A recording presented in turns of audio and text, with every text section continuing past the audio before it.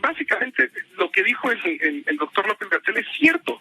La manera más básica de explicar qué es lo que pasó fue que se saturó las líneas, por llamarle así, para poder acceder a la página de Internet. Y lo digo con un lenguaje tan básico, porque creo que es importante que la gente que nos escuche, la gente que no es un erudito en la tecnología ni en el Internet, entiendan que las páginas de Internet reciben, cada vez que tú entras a ella, pues como una llamada, una entrada para poder acceder al servidor donde están todos los datos, donde está toda la información.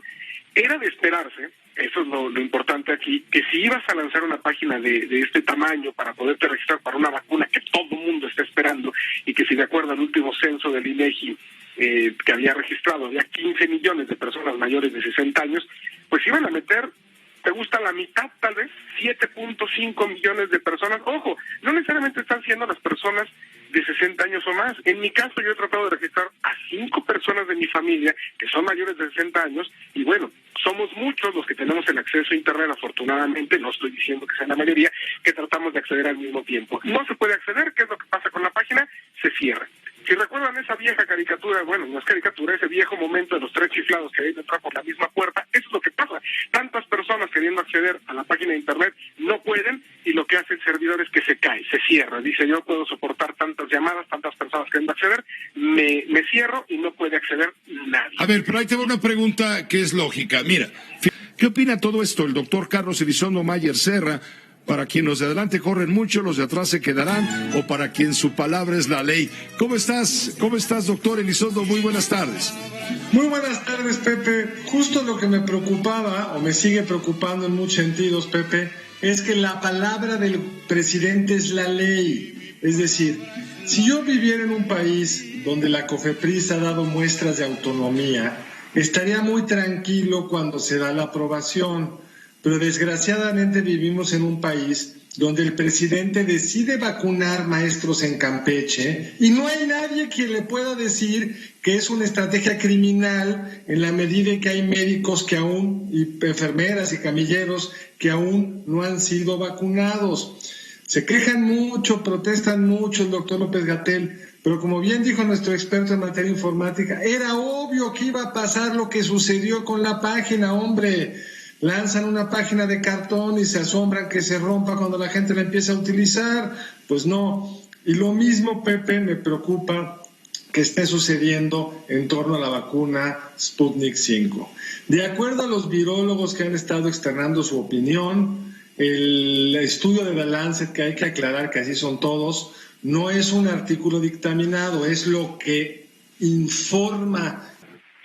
Pero han surgido diferentes comentarios y versiones a través de diferentes medios y redes sociales, pero debemos recordar que esta investigación, particularmente esta investigación, que hay que recalcarlo, continúa, se sigue analizando información, hay cruzas de datos, pero los resultados que ha habido al momento son objetivos. ¿A qué me refiero cuando digo hay diferentes versiones? Que tenemos que basarnos en cuestiones objetivas, ciertas, y que tengan valor jurídico.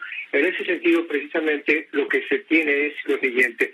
Había 2 líneas de investigación, entre las líneas de investigación había 2 que cobraron mucha relevancia.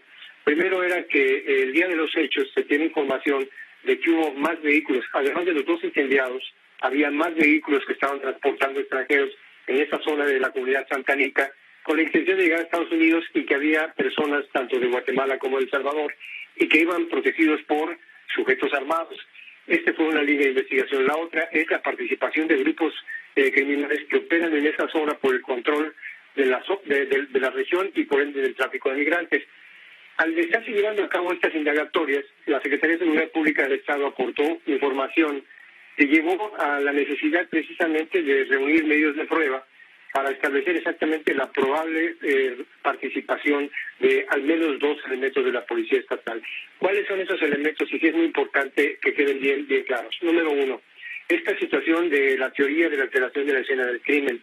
¿Por qué? Porque cuando se reportó estos vehículos incendiados. En la línea telefónica tenemos la comunicación con Diego Fernández de Ceballos, colaborador en este espacio de noticias. El jefe Diego, a quien saludo con el afecto de siempre.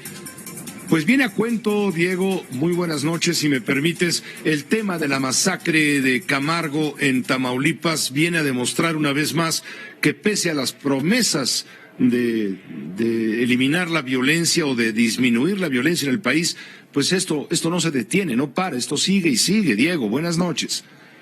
Sí, José, buenas noches.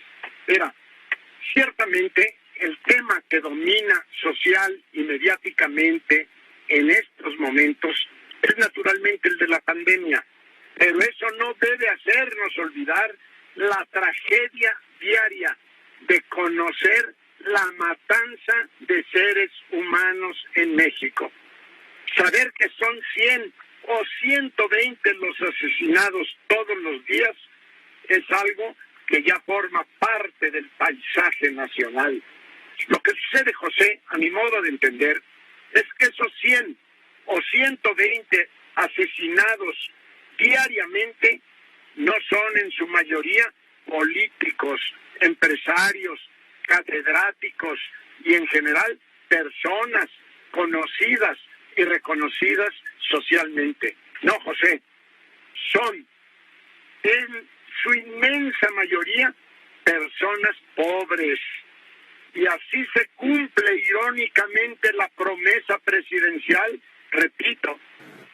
Bueno, primero, además de darte las gracias, decirte que nosotros compartimos en sus términos la iniciativa del presidente por convicción y porque es algo justo para México. Que va a afectar a los consumidores es falso, al contrario. Nos prometieron una reforma en materia eléctrica que nadie podía estar en desacuerdo, Pepe. Tú estás en contra, o cualquier mexicano, que tengamos energías limpias, nadie puede estar en contra de eso.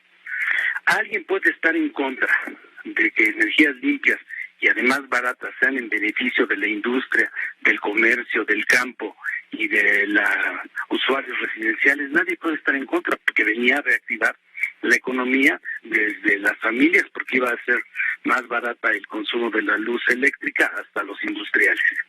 Nadie podía estar en contra. Y esa fue una narrativa que nos vendieron y que estaba muy bien. Derogan la ley del Servicio Público de Electricidad y crean la ley de la industria eléctrica para proteger intereses económicos y corrupción. Déjame explicarte por qué. Primero, las energías limpias no solamente son las que se generan a través de sistemas fotovoltaicos o eólicos. También la industria, la generación de plantas hidroeléctricas, nucleoeléctricas y de ciclo combinado son energías limpias. ¿Qué fue? Y aquí viene el primer problema. ¿Qué fue lo que hicieron? No en la ley. Hola Pepe, muy buenas noches, con el gusto de saludarte a ti y a todo tu auditorio.